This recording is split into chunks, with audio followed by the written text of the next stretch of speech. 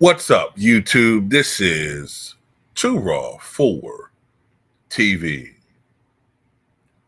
All right, so Buddy Hield is now, or just about to be, the newest member of the Golden State Warriors. Um, Buddy Hield has played for several different teams in his NBA career.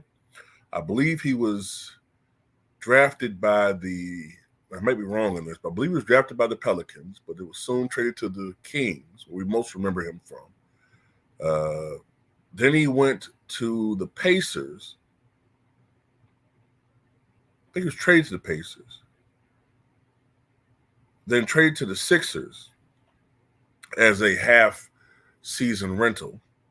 And now he's a member of the Golden State Warriors. However, according to reports, when given a choice between the Warriors or LeBron James and the Lakers, Buddy Hield chose the Warriors, becoming the latest in several players who have turned down the quote-unquote opportunity to play with some people's king.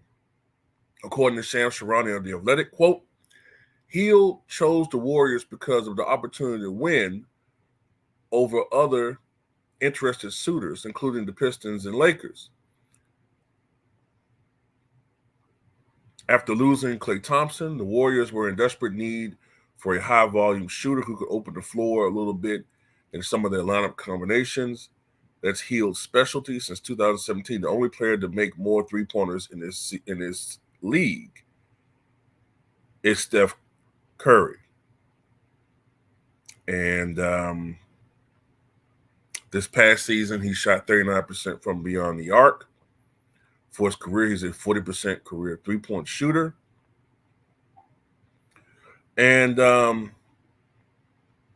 it's just interesting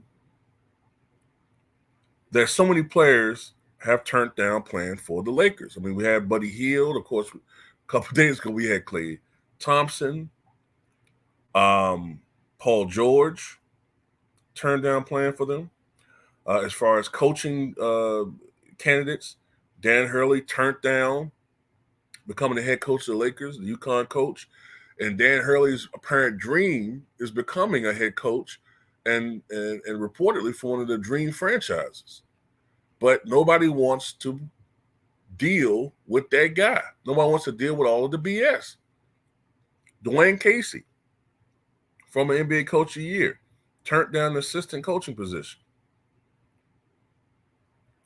So, you know what I'm saying? Like, people don't want to associate themselves with this clown show that's become the Los Angeles Lakers. Because, you know, if you go there, they're always, especially if you're in a situation where you can be blamed for stuff. You know what I'm saying? They're always looking for a scapegoat. Klay Thompson knew that many people in the media, many people in the Warriors fan base, especially Steph Curry fans, not all of you, but some of you, blame Klay Thompson for everything. So if he was dealing with it on that level, imagine if he goes to Clutch City. Might as well call it that now. Half the roster's probably Clutch affiliated. He comes to LA, they're really going to blame everything on him because you already got that as a ongoing narrative. Dwayne Casey, you know how these guys are. If they're going to blame somebody, they're going to blame the assistant coach now. Oh, well, Dwayne Casey giving JJ bad advice. You know, it's him. You know how that is, man. Like I said, the media has to have a black villain or a villain in a black hat, more or less. You know what I'm saying? But, yeah, this is just another example of these players. They are very aware. They're acutely aware of what's going on in Los Angeles. And as far as how this thing operates, you know, it's a cult. It's a cult of personality in the media. It's no longer about, look, put it to you like this. Do anybody in the media even talk about the Lakers as a team? It's only about how can you help LeBron? And this is this is the problem. You don't see this in Boston. You don't see Boston being a cult of Jason Tatum. He's part of a team. And as much as I hate the history of Boston, and we know what that incurs, but it's still a team. Giannis been pissing people off, and I understand that. And he's been doing some dumb ish, and I'm going to talk about it too. But with Giannis, it's still a team. Only with this mother is it a cult. They're a cult. They're a cult, man. They can agree with you on 99% of everything else, but you don't like this guy, and they turn against you. It's like that's a cult. That's what people do with religion. Islam. You can agree with everything else, but if you don't believe in their God, they're willing to take penitentiary chances. They're willing to end their freedom in defense of their God. Mind you, a mortal God. A God walking around in their eyes, because you know God, he's a damn man, flesh and blood like the rest of us. But this man, they will take chances for their freedom. A guy who wouldn't even spit on them if there was a blazing inferno. But anyway, salute to Buddy Hield. Salute to all the real players out there. And hopefully he'll be out of the league soon. We can really focus on basketball. Then again, you know what? Probably won't even then, because from what I understand, I saw an article yesterday saying that this guy going to play 2 more years.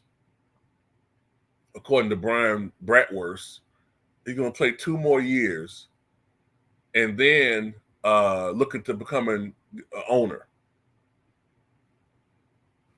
And you know what would be so messed up, man? If Jenny Buss sells this dude the team or gives him a part of the team, that'll be so.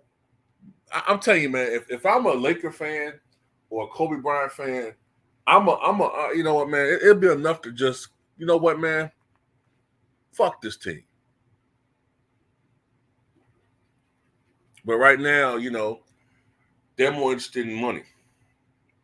They're more interested in getting rich, and, you know, people who are already rich, they want to get even richer, and it's coming at the sake of winning. You know what I'm saying?